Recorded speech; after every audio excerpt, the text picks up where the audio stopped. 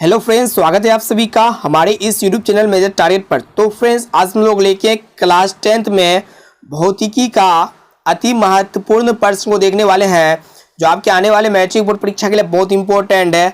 इसमें हम लोग फिजिक्स के सभी महत्वपूर्ण ऑब्जेक्टिव क्वेश्चंस को देखने वाले हैं, जो आपके आने वाले मैट्रिक बोर्ड परीक्षा के लिए बहुत इंपॉर्टेंट है। इसमें हम लोग total 40 most important objective questions को सिलेक्ट किए हैं, और ये 40 ऑब्जेक्टिव प्रश्न आपका एनसीईआरटी न्यू पैटर्न पर आधारित है। अगर आप भी इस बार मैट्रिक बोर्ड परीक्षा देने वाले हैं तो इस वीडियो को संपूर्ण शुरू से लेकर आखिरी तक देख लेते हैं। तो फिजिक्स से बहुत सारे ऐसे प्रश्न हैं जो आपके मैट्रिक बोर्ड परीक्षा में डायरेक्ट यहीं से देखने को मिलेगा। इस वीडियो को आप थोड़ा भी स्किप नहीं कीजिएगा, एक एक प्रश्न बहुत इंपॉर्टेंट है। अगर आप उससे पहले हमारे चैनल पर नए हैं ना, तो प्लीज चैनल को सब्सक्राइब करके बेल आइकन को प्रेस करके ऑल पर जरूर सेलेक्ट कर लीजिएगा, ताकि जब भी हम वीडियो अपलोड करें ना तो आपके मोबाइल फोन पे नोटिफिकेशन पहुंच जाए, और उसी नोटिफिकेशन के थ्रू से आप जो है ना यहां तक पहुंच सकते हैं। तो फ्रेंड्स, फटाफट से वीडियो को लाइक कर दीजिएगा, आप वीडियो को थोड़ा भी स्किप नहीं कीजिएगा। बहुत सारे ऐसे प्रश्न हैं जो फिजिक्स से यहीं से डायरेक्ट देखने को मिलेगा। तो फ्रेंड्स, देखते हैं यहाँ पे आज का फर्स्ट प्रश्न। तब आइए फ्रेंड्स, देखते हैं यहाँ पे आज का फर्स्ट प्रश्न, काफी महत्वपूर्ण है। देखिएगा कि इंद्रधनुष में सबसे अंदर कौन सा रंग दिखाई देता है। तो दोस्तों, इंद्रधनुष यानी कि रेनबो में टोटल 7 कलर होते हैं, उन्हीं 7 कलर में से सबसे अंदर कौन सा रंग दिखाई देता है। ऑप्शन ए में आपका दिया हुआ लाल, बी में बैंगनी, और सी में है नीला, और डी में आपका दिया हुआ पीला। तो दोस्तों, इंद्रधनुष में जो है ना ये बैंगनी रंग जो है सबसे अंदर दिखाई देता है। यहाँ पे हमारा ऑप्शन नंबर बी जो है ना बिल्कुल से उत्तर हो जाएगा, बैंगनी रंग। और एक प्रश्न ये भी पूछे जाते हैं कि इंद्रधनुष में सबसे बाहर कौन सा रंग दिखाई देता है। दोस्तों, इंद्रधनुष में सबसे बाहर जो है ना लाल रंग दिखाई देता है, इसे अभी आप लोग याद रखिएगा। अब आइए फ्रेंड्स, देखते हैं यहाँ पे नेक्स्ट प्रश्न, बहुत ही महत्वपूर्ण है। देखिएगा क्या करा है कि किस प्रतिबिंब को पर्दे पे उतारा जा सकता है। तो दोस्तों, हम लोग वास्तविक प्रतिबिंब को पर्दे पर उतार सकते हैं। यहाँ पे हमारा ऑप्शन नंबर ए जो है ना बिल्कुल से उत्तर हो जाएगा, वास्तविक प्रतिबिंब। और एक प्रश्न ये भी पूछे जाते हैं कि किस प्रतिबिंब को पर्दे पर उतारा नहीं जा सकता है। तो दोस्तों, काल्पनिक प्रतिबिंब को हम लोग पर्दे पर प्राप्त नहीं कर सकते हैं, इसे भी आप लोग याद रखिएगा। अब आइए फ्रेंड्स, देखते हैं यहाँ पे नेक्स्ट प्रश्न क्या करा है कि चुंबक के कितने ध्रुव होते हैं। तो दोस्तों, चुंबक के 2 ध्रुव होते हैं। यहाँ पे हमारा ऑप्शन नंबर ए जो है ना बिल्कुल से उत्तर हो जाएगा, 2 ध्रुव। पहला ध्रुव होता है उत्तरी ध्रुव, और दूसरा होता है दक्षिणी ध्रुव, यानी जिसको हम लोग कहते हैं NS।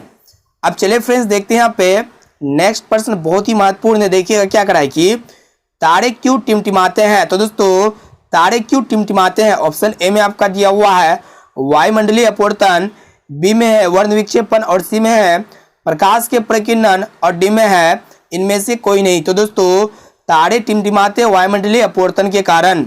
यहाँ पे हमारा ऑप्शन नंबर ए जो है ना बिल्कुल से उत्तर हो जाएगा, वायुमंडलीय अपवर्तन। और दोस्तों, हम लोग जो है ना रात के समय तारे की वास्तविक स्थिति को नहीं देख पाते हैं, जबकि बदलती हुई स्थिति या फिर आभासी स्थिति को देखते हैं। इसका मेन कारण होता है वायुमंडल के अपवर्तन के कारण। अब चलिए फ्रेंड्स, देखते हैं यहाँ पे नेक्स्ट प्रश्न। ये 5वां प्रश्न भी बहुत ही महत्वपूर्ण है। प्लीज वीडियो को संपूर्ण शुरू से लेकर आखिरी तक जरूर देखिएगा, वीडियो को आप थोड़ा भी स्किप नहीं कीजिएगा। बहुत सारे ऐसे प्रश्न हैं जो आपकी मैट्रिक बोर्ड परीक्षा में सीधे सीधे यहीं से देखने को मिलेगा। देखिए यहाँ पे 5वां प्रश्न बहुत ही महत्वपूर्ण है कि मानव नेत्र में कौन सा लेंस होता है। तो दोस्तों, मानव नेत्र में जो है ना उत्तल लेंस होता है। यहाँ पे हमारा ऑप्शन नंबर ए जो है ना बिल्कुल से उत्तर हो जाएगा, उत्तल लेंस। मानव नेत्र में कौन सा लेंस होता है, उत्तल लेंस होता है। और उत्तल लेंस कुछ इस प्रकार होता है, इसे भी आप लोग याद रखिएगा। उत्तल लेंस जो है ना बीच में मोटा होता है और किनारे पर पतला होता है। अब आइए फ्रेंड्स, देखते हैं यहाँ पे नेक्स्ट प्रश्न, बहुत ही महत्वपूर्ण है। देखिएगा क्या करा है कि वैसा धारा जिसका मान बदलता रहता है उसे क्या कहते हैं। तो दोस्तों, वैसा करंट जिसका मान बदलते रहता है उसे हम लोग क्या कहते हैं। ऑप्शन ए में आपका दिया हुआ दिष्ट धारा, बी में प्रत्यावर्ती धारा, और सी में है दोनों, और डी में आपका दिया हुआ है इनमें से कोई नहीं। तो दोस्तों, ये प्रत्यावर्ती धारा जिसे हम लोग कहते हैं अल्टरनेटिंग करंट, और जिसे शॉर्ट में कहते हैं AC। और दोस्तों, ये AC का मान जो है ना हमेशा बदलते रहता है, यानी कि प्रत्यावर्ती धारा का मान बदलते रहता है। एक प्रश्न ये भी पूछे जाते हैं कि वैसा धारा जिसका मान नहीं बदलता है उसे हम लोग कहते हैं DC या फिर दिष्ट धारा, इसे भी आप लोग याद रखिएगा। तो यहाँ पे हमारा ऑप्शन नंबर बी जो है ना बिल्कुल सही उत्तर हो जाएगा। आइए फ्रेंड्स, देखते हैं यहाँ पे नेक्स्ट प्रश्न। ये 7वां नंबर प्रश्न बहुत ही महत्वपूर्ण है और बहुत बार आपके बोर्ड परीक्षा में पूछा जा चुका है। देखिएगा क्या करा है कि प्रतिबिंब की ऊंचाई तथा वस्तु की ऊंचाई के अनुपात को क्या कहते हैं? तो दोस्तों प्रतिबिंब की ऊंचाई तथा वस्तु की ऊंचाई के अनुपात को हम लोग आवर्धन कहते हैं। यहाँ पे हमारा ऑप्शन नंबर सी जो है ना बिल्कुल सही उत्तर हो जाएगा, आवर्धन। और दोस्तों एक प्रश्न ये भी पूछे जाते हैं कि आवर्धन का ऐसा मात्रक क्या होता है? तो दोस्तों आवर्धन का कोई भी ऐसा मात्रक नहीं होता है, यानी कि आवर्धन मात्रक विहीन होता है, इसे आप लोग याद रखिएगा। तो दोस्तों प्रतिबिंब की ऊंचाई तथा वस्तु की ऊंचाई के अनुपात को हम लोग आवर्धन कहते हैं, या फिर प्रतिबिंब दूरी तथा वस्तु दूरी के अनुपात को भी हम लोग आवर्धन कहते हैं, इसे आप लोग याद रखिएगा। अब आइए फ्रेंड्स देखते हैं यहाँ पे नेक्स्ट प्रश्न बहुत ही महत्वपूर्ण है। देखिएगा क्या करा है कि वायुमंडल में किस रंग का प्रकीर्णन अधिक होता है? तो दोस्तों वायुमंडल में नीला रंग का प्रकीर्णन सबसे अधिक होता है। यहाँ पे हमारा ऑप्शन नंबर ए जो है ना बिल्कुल सही उत्तर हो जाएगा। वायुमंडल में किस रंग का प्रकीर्णन सबसे अधिक होता है? नीला रंग का प्रकीर्णन सबसे अधिक होता है, और यही नीला रंग के कारण आकाश जो है ना नीला दिखाई देता है, इसे आप लोग याद रखिएगा। अब आइए फ्रेंड्स देखते हैं यहाँ पे नेक्स्ट प्रश्न बहुत ही महत्वपूर्ण है। देखिएगा क्या करा है कि बैटरी से किस प्रकार की धारा प्रवाहित होती है? तो दोस्तों बैटरी से जो है ना दिष्ट धारा यानी कि डीसी करंट प्राप्त होती है। यहाँ पे हमारा ऑप्शन नंबर ए जो है ना बिल्कुल सही उत्तर हो जाएगा, दिष्ट धारा यानी कि डीसी डायरेक्ट करंट जिसे हम लोग कहते हैं। अब आइए फ्रेंड्स देखते हैं यहाँ पे नेक्स्ट प्रश्न बहुत ही महत्वपूर्ण प्रश्न को देख रहे हैं। और आपको जो भी प्रश्न याद नहीं है ना तो इसको नोटबुक में नोट कर लीजिएगा, इससे आपको रिवीजन करने में बहुत ही सरल होगा। अब आइए फ्रेंड्स देखते हैं यहाँ पे 10वां प्रश्न बहुत ही महत्वपूर्ण है। देखिएगा कि विद्युत चुंबक बनाने के लिए किस परिपथ का प्रयोग किया जाता है? तो दोस्तों विद्युत चुंबक बनाने के लिए हम लोग जो है ना नरम लोहा का उपयोग करते हैं। यहाँ पे हमारा ऑप्शन नंबर सी जो है ना बिल्कुल सही उत्तर हो जाएगा, नरम लोहा। और दोस्तों एक प्रश्न ये भी पूछे जाते हैं कि अस्थायी चुंबक बनाने के लिए किसका प्रयोग किया जाता है? तो दोस्तों अस्थायी चुंबक बनाने के लिए हम लोग इस्पात का प्रयोग करते हैं, लेकिन यहाँ पे विद्युत चुंबक बनाने के लिए हम लोग नरम लोहा का प्रयोग करते हैं, इसे आप लोग याद रखिएगा। अब आइए फ्रेंड्स देखते हैं यहाँ पे नेक्स्ट प्रश्न। ये प्रश्न बहुत ही महत्वपूर्ण है। देखिएगा क्या करा है कि एलपीजी गैस का मुख्य अवयव क्या होता है? तो दोस्तों एलपीजी गैस का मुख्य अवयव क्या होता है? ऑप्शन ए में आपका दिया हुआ ब्यूटेन, बी में प्रोपेन और सी में मीथेन और डी में कार्बन डाइऑक्साइड। तो दोस्तों एलपीजी गैस का मुख्य अवयव जो होता है ना ब्यूटेन होता है। यहाँ पे हमारा ऑप्शन नंबर ए जो है ना बिल्कुल सही उत्तर हो जाएगा। अब आइए फ्रेंड्स देखते हैं यहाँ पे नेक्स्ट प्रश्न बहुत महत्वपूर्ण है। देखिएगा क्या कर रहा है कि एमीटर को विद्युत परिपथ में किस क्रम में जोड़ा जाता है? तो दोस्तों एमीटर को इलेक्ट्रिक सर्किट में हम लोग जो है ना श्रेणी क्रम में जोड़ते हैं। यहाँ पे हमारा ऑप्शन नंबर ए जो है ना बिल्कुल सही उत्तर हो जाएगा, श्रेणी क्रम में। ये प्रश्न आपकी बोर्ड परीक्षा में बहुत बार पूछा जा चुका है, इसको सही तरह से अच्छी तरह से याद कर लीजिएगा कि एमीटर को विद्युत परिपथ में किस प्रकार जोड़ा जाता है, तो श्रेणी क्रम में। एक प्रश्न ये भी पूछे जाते हैं कि वोल्ट मीटर को विद्युत परिपथ में किस प्रकार जोड़ा जाता है? तो दोस्तों वोल्ट मीटर को विद्युत परिपथ में समांतर क्रम में जोड़ा जाता है, इसे भी आप लोग याद रखिएगा। अब आइए फ्रेंड्स देखते हैं यहाँ पे नेक्स्ट प्रश्न बहुत ही महत्वपूर्ण है। देखिएगा क्या करा है कि स्विच किस तार में लगाया जाता है? तो दोस्तों ये स्विच जो होता है ना किस तार में लगाया जाता है? ऑप्शन ए में आपका दिया हुआ है गर्म तार में, बी में ठंडा तार में और सी में है अर्ध तार में और डी में आपका दिया हुआ है इनमें से कोई नहीं। तो दोस्तों ये स्विच जो लगाए जाते हैं ना गर्म तार में लगाए जाते हैं। यहाँ पे हमारा ऑप्शन नंबर ए जो है ना बिल्कुल सही उत्तर हो जाएगा, गर्म तार में। और दोस्तों एक प्रश्न ये भी पूछे जाते हैं कि गर्म तार का रंग कैसा होता है? तो दोस्तों गर्म तार का रंग जो है ना लाल होता है, इसे आप लोग याद रखिएगा। गर्म तार का रंग कैसा होता है? लाल होता है। अब चलिए फ्रेंड्स देखते हैं यहाँ पे नेक्स्ट प्रश्न। देखिएगा क्या कर रहा है कि चंद्रमा पे खड़े व्यक्ति को आकाश कैसा दिखाई देता है? तो दोस्तों चंद्रमा पे खड़े व्यक्ति को आकाश कैसा दिखाई देता है? ऑप्शन ए में आपका दिया हुआ लाल, बी में है नीला और सी में है पीला और डी में आपका दिया हुआ है काला। तो दोस्तों चंद्रमा पे खड़े व्यक्ति को आकाश कैसा दिखाई देता है? काला दिखाई देता है, यानी कि ब्लैक। यहाँ पे हमारा ऑप्शन नंबर डी जो है ना बिल्कुल सही उत्तर हो जाएगा। काला दिखाई इसलिए देता है क्योंकि अंतरिक्ष यानी कि चंद्रमा पे कुछ भी नहीं, यानी कि ना तो वहाँ पे हवा है, ना कोई पार्टिकल्स है और ना ही कोई कण है, वहाँ पे वायुमंडल भी नहीं है। तो इसीलिए वहाँ पे जो है ना प्रकाश का प्रकीर्णन नहीं हो पाता है। इसके कारण चंद्रमा पे खड़े अंतरिक्ष यात्री को आकाश कैसा दिखता है? काला दिखता है। अगर आप पृथ्वी से आकाश को देखिएगा तो आपको कैसा दिखेगा? नीला दिखेगा, इसे आप लोग याद रखिएगा। अब आइए फ्रेंड्स देखते हैं यहाँ पे नेक्स्ट प्रश्न बहुत ही महत्वपूर्ण है। देखिएगा क्या करा है कि विद्युत धारा उत्पन्न करने वाली युक्ति को क्या कहते हैं? बहुत महत्वपूर्ण प्रश्न है फ्रेंड्स, तो इसको याद रखिएगा अच्छी तरह से। जो इलेक्ट्रिक करंट प्रोड्यूस करता है तो उस युक्ति को हम लोग क्या कहते हैं, जनित्र कहते हैं, यानी कि जनरेटर कहते हैं। यहाँ पे हमारा ऑप्शन नंबर सी जो है ना बिल्कुल सही उत्तर हो जाएगा, जनित्र। विद्युत धारा उत्पन्न करने वाली युक्ति को हम लोग क्या कहते हैं, जनित्र कहते हैं। बहुत इंपॉर्टेंट प्रश्न को देख रहे हैं, प्लीज वीडियो को संपूर्ण शुरू से लेकर आखिरी तक जरूर देखिएगा। बहुत सारे फिजिक्स के ऐसे प्रश्न हैं जो आपकी मैट्रिक बोर्ड परीक्षा में सीधे सीधे इसी से देखने को मिलेगा, इसलिए वीडियो को थोड़ा भी स्किप नहीं कीजिएगा। अब आइए फ्रेंड्स देखते हैं यहाँ पे नेक्स्ट प्रश्न क्या करा है कि पवनों का देश किसे कहते हैं। तो दोस्तों पवनों का देश हम लोग किसे कहते हैं। ऑप्शन ए में आपका दिया हुआ भारत, बी में अमेरिका और सी में डेनमार्क और डी में है पाकिस्तान। तो दोस्तों पवनों का देश हम लोग जो है ना डेनमार्क को कहते हैं। यहाँ पे हमारा ऑप्शन नंबर सी जो है ना बिल्कुल सही उत्तर हो जाएगा, डेनमार्क।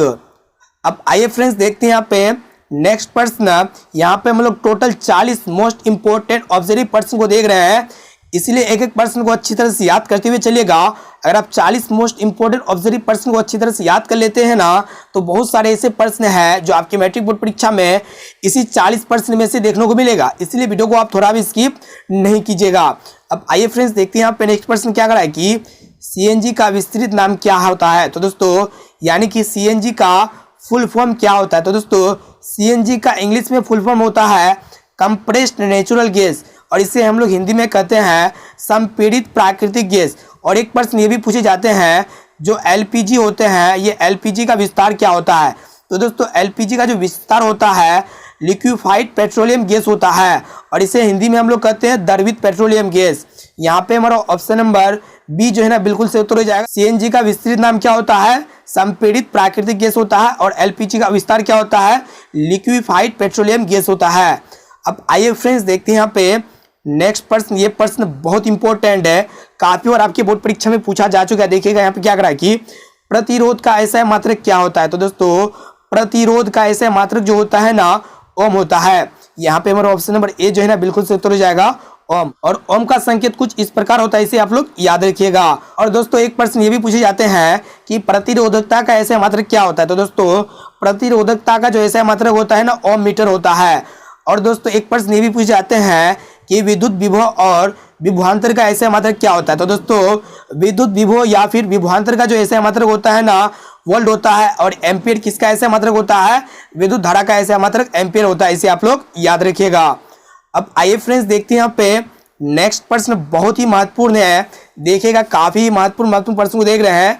देखिए यहाँ पे क्या करा है कि प्रकाश किसका रूप है। तो दोस्तों ऑप्शन ए में आपका दिया हुआ है धारा का, बी में ऊर्जा का, और सी में है शक्ति का, और डी में आपका दिया हुआ है इनमें से कोई नहीं। तो दोस्तों ये प्रकाश जो है ना ऊर्जा का रूप है। यहाँ पे हमारा ऑप्शन नंबर बी जो है ना बिल्कुल सही उत्तर हो जाएगा, ऊर्जा का। और एक प्रश्न ये भी पूछे जाते हैं कि प्रकाश किस रेखा में गमन करती है। तो दोस्तों प्रकाश हमेशा सीधी रेखा में गमन करती है। अब आइए फ्रेंड्स देखते हैं यहाँ पे नेक्स्ट प्रश्न बहुत ही महत्वपूर्ण है। देखिएगा क्या करा है कि प्रकाश किस प्रकार का तरंग है। तो दोस्तों प्रकाश एक अनुप्रस्थ विद्युतीय चुंबकीय तरंग होता है। यहाँ पे हमारा ऑप्शन नंबर ए जो है ना बिल्कुल सही उत्तर हो जाएगा, अनुप्रस्थ तरंग। तो दोस्तों प्रकाश किस प्रकार का तरंग है, अनुप्रस्थ तरंग है। और एक प्रश्न ये भी पूछे जाते हैं कि प्रकाश जो होता है ना प्रकाश की चाल किस में अधिक होता है। तो दोस्तों निर्वात में प्रकाश की चाल सबसे अधिक होता है, और निर्वात में प्रकाश की चाल कितना होता है, 3 लाख किलोमीटर प्रति सेकंड होता है। इसे हम लोग कहते हैं 3 × 10⁸ मीटर प्रति सेकंड, इसे आप लोग याद रखिएगा। अब आइए फ्रेंड्स देखते हैं यहाँ पे नेक्स्ट प्रश्न बहुत ही महत्वपूर्ण है। देखिएगा क्या करा है कि परमाणु के नाभिक में उपस्थित होते हैं। तो दोस्तों परमाणु जो एटम होते हैं उनके नाभिक में क्या मौजूद होते हैं। ऑप्शन ए में आपका दिया हुआ है प्रोटॉन और न्यूट्रॉन, और बी में है इलेक्ट्रॉन, और सी में है प्रोटॉन, और डी में है इनमें से कोई नहीं। तो दोस्तों परमाणु के नाभिक में प्रोटॉन और न्यूट्रॉन मौजूद होते हैं, यानी कि पी और एन मौजूद होते हैं, इसे आप लोग याद रखिएगा। पी से प्रोटॉन और एन से होता है न्यूट्रॉन। परमाणु के नाभिक में क्या क्या मौजूद होता है, प्रोटॉन और न्यूट्रॉन मौजूद होता है। अब आइए फ्रेंड्स देखते हैं यहाँ पे नेक्स्ट प्रश्न बहुत ही महत्वपूर्ण है। देखिएगा क्या करा है कि आपतन कोण किसके बराबर होता है। तो दोस्तों जो आपतन कोण होते हैं जिसे हम लोग कोण आई कहते हैं, ये आपतन कोण जो है ना दोस्तों कोण आर के बराबर होता है, जिसे हम लोग परावर्तन कोण कहते हैं। तो दोस्तों आपतन कोण किसके बराबर होता है, परावर्तन कोण के बराबर होता है। अगर आपतन कोण का मान 30 डिग्री है तो परावर्तन कोण का भी मान जो होगा ना 30 डिग्री होगा, इसे आप लोग याद रखिएगा। यहाँ पे हमारा ऑप्शन नंबर बी जो है ना बिल्कुल सही उत्तर हो जाएगा। अब आइए फ्रेंड्स देखते हैं यहाँ पे नेक्स्ट प्रश्न बहुत ही महत्वपूर्ण। देखिएगा क्या करा है कि लेंस बनाने में किसका प्रयोग नहीं किया जाता है? तो दोस्तों ऑप्शन ए में आपका दिया हुआ है मिट्टी, बी में है प्लास्टिक और सी में है पानी और डी में है कांच। तो दोस्तों लेंस बनाने के लिए हम लोग जो है ना मिट्टी का उपयोग नहीं करते हैं। यहाँ पे हमारा ऑप्शन नंबर ए जो है ना बिल्कुल सही उत्तर हो जाएगा मिट्टी। इनके अलावा प्लास्टिक, पानी और कांच का उपयोग जो है ना लेंस बनाने के लिए किया जाता है। 23 नंबर प्रश्न बहुत ही महत्वपूर्ण है और काफी बार आपके बोर्ड परीक्षा में पूछा जा चुका है, इसको अच्छी तरह से याद कर लीजिएगा। अब चलिए फ्रेंड्स देखते हैं यहाँ पे नेक्स्ट प्रश्न बहुत ही महत्वपूर्ण है। देखिएगा यहाँ पे क्या करा है कि कार्य करने की क्षमता को क्या कहते हैं? तो दोस्तों बताइए यहाँ पे जो कार्य करने की क्षमता होता है ना उसको हम लोग क्या कहते हैं? ऑप्शन ए में आपका दिया हुआ बल, बी में शक्ति और सी में है ऊर्जा और डी में है ईंधन। तो दोस्तों कार्य करने की क्षमता को हम लोग ऊर्जा कहते हैं। यहाँ पे हमारा ऑप्शन नंबर सी जो है ना बिल्कुल सही उत्तर हो जाएगा। कार्य करने की क्षमता को हम लोग क्या कहते हैं? ऊर्जा कहते हैं। और एक प्रश्न ये भी पूछे जाते हैं कि ऊर्जा का ऐसा मात्रक क्या होता है? तो दोस्तों ऊर्जा का ऐसा मात्रक जो होता है ना जूल होता है, इसे आप लोग याद रखिएगा। अब आइए फ्रेंड्स देखते हैं यहाँ पे नेक्स्ट प्रश्न बहुत ही महत्वपूर्ण है। देखिएगा यहाँ पे क्या करा है कि श्वेत प्रकाश में कितने रंग होते हैं? तो दोस्तों श्वेत प्रकाश में टोटल 7 कलर होते हैं। यहाँ पे हमारा ऑप्शन नंबर ए जो है ना बिल्कुल सही उत्तर हो जाएगा 7 कलर। और ये 7 कलर में किस रंग का तरंगदैर्घ्य सबसे अधिक होता है? ये भी प्रश्न पूछे जाते हैं। दोस्तों ये 7 कलर में लाल रंग का तरंगदैर्घ्य सबसे अधिक होता है और बैंगनी रंग का तरंगदैर्घ्य सबसे कम होता है, इसे आप लोग याद रखिएगा। तो श्वेत प्रकाश में कितने रंग होते हैं? 7 कलर होते हैं, 7 रंग होते हैं। और एक प्रश्न ये भी पूछे जाते हैं जो सूर्य का प्रकाश होते हैं वो श्वेत प्रकाश के होते हैं, इसे आप लोग याद रखिएगा।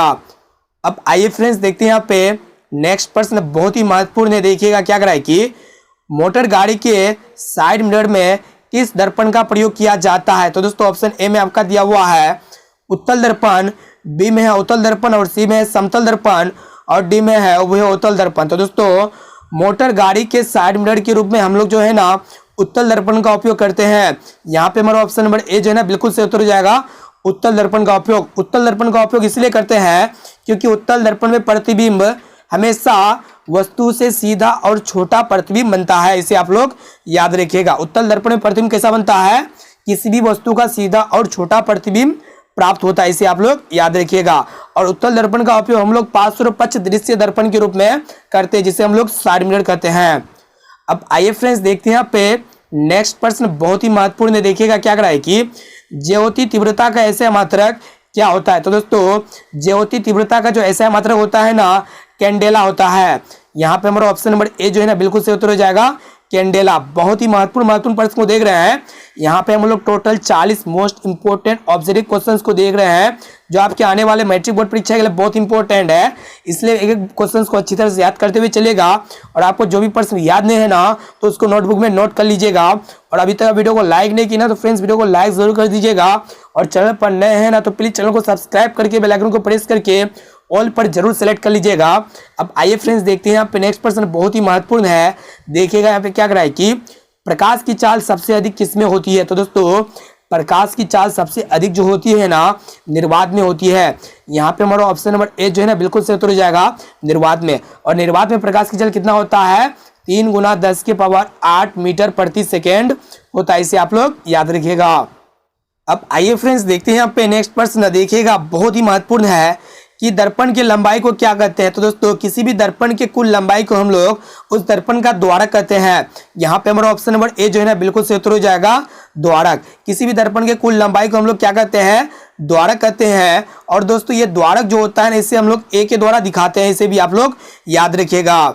अब आइए फ्रेंड्स देखते हैं यहाँ पे नेक्स्ट प्रश्न बहुत ही महत्वपूर्ण है। देखिएगा यहाँ पे क्या करा है कि वह कौन सी धारा है जिसका मान बदलते रहता है? तो दोस्तों वो कौन सी करंट है जिसका मान हमेशा बदलते रहता है? ऑप्शन ए में आपका दिया हुआ है दिष्ट धारा, बी में है प्रत्यावर्ती धारा और सी में है दोनों और डी में आपका दिया हुआ है इनमें से कोई नहीं। तो दोस्तों यहाँ पे जो है ना प्रत्यावर्ती धारा का मान हमेशा बदलते रहता है। एक प्रश्न ये भी पूछे जाते हैं कि वो कौन सी धारा है जिसका मान नहीं बदलता है? तो दोस्तों दिष्ट धारा यानी कि डीसी करंट का मान जो है ना नहीं बदलता, इसे आप लोग याद रखिएगा।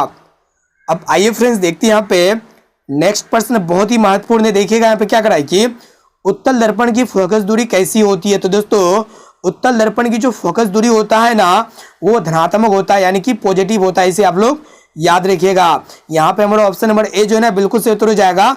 उत्तल दर्पण की फोकस दूरी कैसी होती है? पॉजिटिव होती है। और एक प्रश्न ये भी पूछे जाते हैं कि अवतल दर्पण की फोकस दूरी कैसी होती है। तो दोस्तों अवतल दर्पण की फोकस दूरी ऋणात्मक होती है, यानी कि नेगेटिव होती है। इसे आप लोग याद रखिएगा। यहाँ पे हमारा ऑप्शन नंबर ए जो है ना से उत्तर हो जाएगा। अब चलिए फ्रेंड्स देखते हैं यहाँ पे नेक्स्ट प्रश्न, काफी महत्वपूर्ण है। देखिएगा यहाँ पे क्या कर रहा है कि पानी से भरी हुई बाल्टी में रखा हुआ छड़ मुड़ा हुआ प्रतीत होता है, किसके कारण। तो दोस्तों पानी से भरी हुई बाल्टी में रखा हुआ छड़ मुड़ा हुआ प्रतीत होता है प्रकाश का अपवर्तन के कारण। यहाँ पे हमारा ऑप्शन नंबर ए जो है ना बिल्कुल से उत्तर हो जाएगा। प्रकाश के अपवर्तन के कारण जो है ना पानी से भरी हुई बाल्टी में जो रखा हुआ छड़ होता है वो किसके कारण मुड़ा हुआ दिखाई देता है, प्रकाश के अपवर्तन के कारण। एक प्रश्न ये पूछे जाते हैं कि प्रकाश के अपवर्तन के कितने नियम होते हैं, 2 नियम होते हैं। और एक प्रश्न ये भी पूछे जाते हैं कि प्रकाश के परावर्तन के कितने नियम होते हैं। दोस्तों प्रकाश के परावर्तन के भी 2 नियम होते हैं, इसे आप लोग याद रखिएगा। अब आइए फ्रेंड्स देखते हैं यहाँ पे नेक्स्ट प्रश्न बहुत ही महत्वपूर्ण है। क्या कर रहा है कि परिपथ की सुरक्षा के लिए किस युक्ति का प्रयोग होता है। तो दोस्तों किसी भी सर्किट की सुरक्षा के लिए जो है ना हम लोग विद्युत फ्यूज का उपयोग करते हैं। यहाँ पे हमारा ऑप्शन नंबर ए जो है ना बिल्कुल से उत्तर हो जाएगा, विद्युत फ्यूज। एक प्रश्न ये भी पूछे जाते हैं कि विद्युत फ्यूज विद्युत धारा के उसमें प्रभाव पर कार्य करता है। अब आइए फ्रेंड्स देखते हैं यहाँ पे नेक्स्ट प्रश्न बहुत ही महत्वपूर्ण है और बहुत बार आपके बोर्ड परीक्षा में पूछा जा चुका है। देखिएगा यहाँ पे क्या कर रहा है कि मानव नेत्र के किस भाग पर किसी वस्तु का प्रतिबिंब बनता है। तो दोस्तों ऑप्शन ए में आपका दिया हुआ है रेटिना, बी में है आइरिस और सी में है नेत्र गोलक और डी में है कॉर्निया। तो दोस्तों मानव नेत्र के जिस भाग पर किसी भी वस्तु का प्रतिबिंब बनता है ना उसे हम लोग कहते हैं रेटिना या फिर दृष्टि पटल। यहाँ पे हमारा ऑप्शन नंबर ए जो है ना बिल्कुल से उत्तर हो जाएगा। ये प्रश्न बहुत इंपॉर्टेंट है, काफी बार आपके बोर्ड परीक्षा में पूछा जा चुका है, इसको अच्छी तरह से याद कर लीजिएगा। अब आइए फ्रेंड्स देखते हैं यहाँ पे नेक्स्ट प्रश्न बहुत ही महत्वपूर्ण है और काफी बार आपके बोर्ड परीक्षा में पूछा जा चुका है। देखिएगा यहाँ पे क्या करा कि स्पष्ट देखने के लिए दूर बिंदु कितनी होती है। तो दोस्तों स्पष्ट देखने के लिए जो दूर बिंदु होती है ना वो आपका अनंत होती है। एक प्रश्न ये भी पूछे जाते हैं कि स्पष्ट देखने के लिए निकट बिंदु कितनी होती है। तो दोस्तों स्पष्ट देखने के लिए निकट बिंदु 25 सेंटीमीटर होती है। और यहाँ पे क्वेश्चन ये कह रहा है कि स्पष्ट देखने के लिए दूर बिंदु कितनी होती है, अनंत होती है। यहाँ पे हमारा ऑप्शन नंबर डी जो है ना बिल्कुल से उत्तर हो जाएगा, दूर बिंदु अनंत हो जाएगा और निकट बिंदु 25 सेंटीमीटर हो जाएगा। इसे आप लोग याद रखिएगा। अब आइए फ्रेंड्स देखते हैं यहाँ पे नेक्स्ट प्रश्न बहुत ही महत्वपूर्ण है। देखिएगा यहाँ पे क्या कर रहा है कि निम्न में से किसका अर्थ जल होता है। तो दोस्तों जल किसका अर्थ होता है। ऑप्शन ए में आपका दिया हुआ पेट्रो, बी में हर्बो और सी में है नाइट्रो और डी में है हाइड्रो। तो दोस्तों यहाँ पे जो है ना हाइड्रो का अर्थ क्या होता है, जल होता है। यहाँ पे हमारा ऑप्शन नंबर डी जो है ना बिल्कुल से उत्तर हो जाएगा। हाइड्रो का मतलब क्या होता है, जल होता है। एक प्रश्न ये भी पूछे जाते हैं कि जल का रासायनिक सूत्र क्या होता है। तो दोस्तों जल का रासायनिक सूत्र जो होता है ना H2 होता है, यानी कि हाइड्रोजन डाइऑक्साइड। अब आइए फ्रेंड्स देखते हैं यहाँ पे नेक्स्ट प्रश्न बहुत ही महत्वपूर्ण है। देखिएगा यहाँ पे क्या करा है कि निकट दृष्टि दोष को दूर करने के लिए किस लेंस का उपयोग किया जाता है। तो दोस्तों जिस भी व्यक्ति की आंख में निकट दृष्टि दोष से पीड़ित होता है तो उस दोष को दूर करने के लिए हम लोग जो है ना अवतल लेंस से बने चश्मे का उपयोग करते हैं। यहाँ पे हमारा ऑप्शन नंबर बी जो है ना बिल्कुल से उत्तर हो जाएगा, अवतल लेंस। एक प्रश्न ये भी पूछे जाते हैं कि दूर दृष्टि दोष को दूर करने के लिए किस लेंस का उपयोग करते हैं। तो दोस्तों दूर दृष्टि दोष को दूर करने के लिए हम लोग जो है ना उत्तल लेंस का उपयोग करते हैं, इसे आप लोग याद रखिएगा। अब आइए फ्रेंड्स देखते हैं यहाँ पे नेक्स्ट प्रश्न बहुत ही महत्वपूर्ण है। देखिएगा यहाँ पे क्या करा है कि मृग मरीचिका किस कारण से बनता है। तो दोस्तों गर्मी के दिनों में रेगिस्तान में जो है ना मृग मरीचिका का निर्माण होता है। मृग मरीचिका अगर आप रेगिस्तान में सफर कर रहे होंगे तो वहाँ पे आपको दूर दूर में जो है ना पानी दिखेगा और फिर वहाँ पे नज़दीक में जाइएगा तो वहाँ पे पानी नहीं होता है, एक तरह का भ्रम होता है, वहाँ पे पानी नहीं होता है। फिर वहाँ से दूर नज़र दौड़ाइएगा तो वहाँ पे भी आपको पानी दिखेगा। ये किसके कारण होता है, ये मृग मरीचिका जो होता है ना निर्माण किसके कारण होता है, प्रकाश के पूर्ण आंतरिक परावर्तन के कारण होता है। यहाँ पे हमारा ऑप्शन नंबर बी जो है ना बिल्कुल से उत्तर हो जाएगा, प्रकाश के पूर्ण आंतरिक परावर्तन के कारण। अब आइए फ्रेंड्स देखते हैं यहाँ पे नेक्स्ट प्रश्न बहुत ही महत्वपूर्ण है। देखिएगा क्या करा है कि स्नेल के नियम का गणितीय रूप कौन सा है। तो दोस्तों स्नेल के नियम का जो गणितीय रूप होता है ना वो आपका क्या होता है, sine i upon sine r होता है। यानी कि आपतन कोण जो है ना ये अपवर्तन कोण के बराबर होता है। ये स्नेल के नियम का गणितीय रूप क्या होता है, sine i upon sine r होता है। यहाँ पे हमारा ऑप्शन नंबर ए जो है ना बिल्कुल से उत्तर हो जाएगा। अब आइए फ्रेंड्स देखते हैं यहाँ पे नेक्स्ट और लास्ट प्रश्न बहुत ही महत्वपूर्ण है। देखिएगा यहाँ पे क्या कर रहा है कि आकाश का रंग नीला क्यों दिखाई देता है? ये प्रश्न मोस्ट इंपॉर्टेंट है और ये प्रश्न आपके बोर्ड परीक्षा में बहुत बार पूछा जा चुका है। तो दोस्तों आकाश का जो रंग होता है ना, ये नीला क्यों दिखाई देता है? प्रकाश का प्रकीर्णन के कारण। यहाँ पे हमारा ऑप्शन नंबर डी जो है ना बिल्कुल सही उत्तर हो जाएगा। प्रकाश के प्रकीर्णन के कारण जो है ना आकाश का रंग नीला दिखाई देता है, क्योंकि नीले रंग का प्रकाश का प्रकीर्णन सबसे अधिक होता है, जिसके कारण आकाश का रंग नीला दिखाई देता है। तो दोस्तों यहाँ पे हम लोग total 40 most important observe questions को कवर किए, जो आपके आने वाले मैट्रिक बोर्ड परीक्षा के लिए बहुत इंपॉर्टेंट है।